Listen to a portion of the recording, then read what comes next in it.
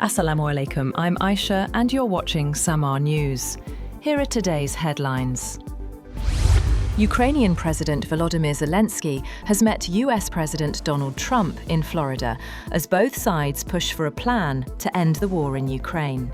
Speaking before closed-door talks, Trump said a deal was possible and stressed the urgency of stopping the fighting.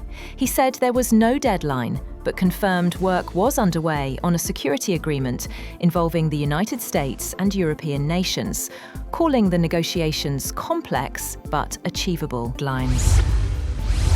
President Trump says fighting between Thailand and Cambodia will stop following a newly signed ceasefire, ending weeks of deadly border clashes. Trump praised both sides and claimed US diplomacy helped secure the truce, which follows nearly 20 days of violence. Pakistan has joined 20 other countries and the Organisation of Islamic Cooperation in rejecting Israel's recognition of Somaliland.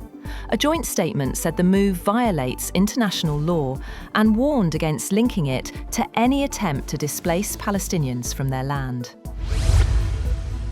Polls have closed in Myanmar's first election since the 2021 military coup, held amid civil war and heavy restrictions. Turnout appeared low as the junta pressed ahead with voting dismissed by the United Nations and Western governments as neither free nor credible. Iranian President Masoud Pezeshkian warns that the United States, Israel, and European nations are waging total war on Iran, describing the situation as more complex than the 1980 to 1988 Iran-Iraq War.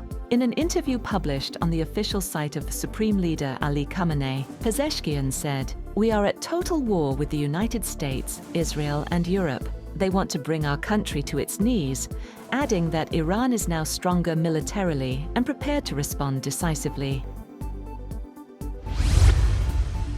Russia has reaffirmed its stance against Taiwan's independence, with Foreign Minister Sergei Lavrov calling the island an inseparable part of China. Speaking to state news agency TASS on Sunday, Lavrov emphasized that Moscow will not recognize Taiwan as a separate entity under any circumstances, aligning with Beijing's long-standing position. Lavrov also addressed Japan, warning against its path toward militarization and urging Tokyo to consider the wider security implications for East Asia. Analysts say the remarks come amid growing tensions in the region.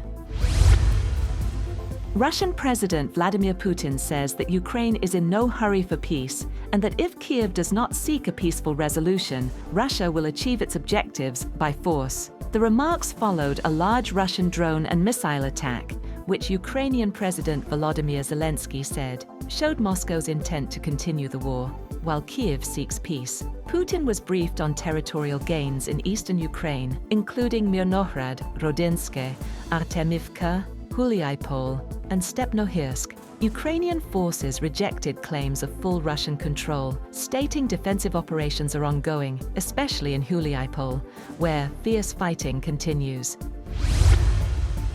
Angola and Namibia have agreed to take back illegal migrants and criminals after the UK threatened visa penalties for non-cooperating countries, the Home Office says. The Democratic Republic of the Congo, DRC, has lost fast-track visa services and preferential treatment for VIPs after failing to meet Britain's cooperation requirements. Home Secretary Shabana Mahmood warned that the UK could escalate to a full visa halt for the DRC unless compliance improves. The agreements are part of recent reforms aimed at making refugee status temporary and speeding up deportations of illegal arrivals. Foreign Secretary Yvette Cooper noted that more than 50,000 people without the right to remain have been removed since July, a 23% increase from the previous period.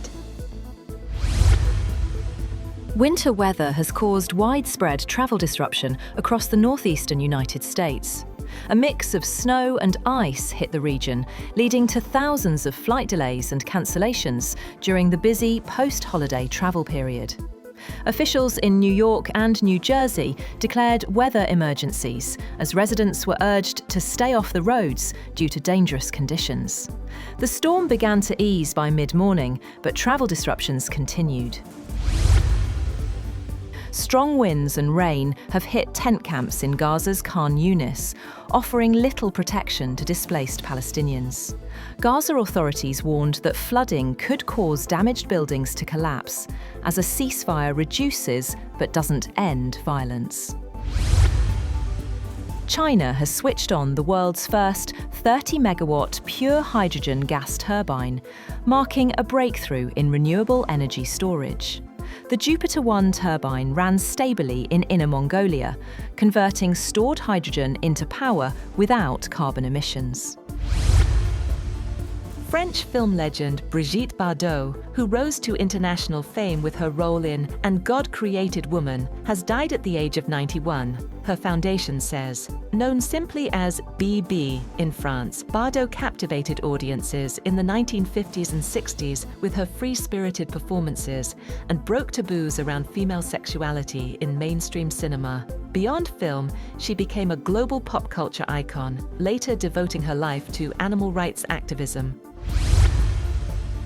Syria will begin swapping old banknotes for new ones from January 1st, as the new government moves to replace Assad-era currency. The central bank said the 90-day exchange aims to stabilise the pound after years of war, sanctions and steep devaluation.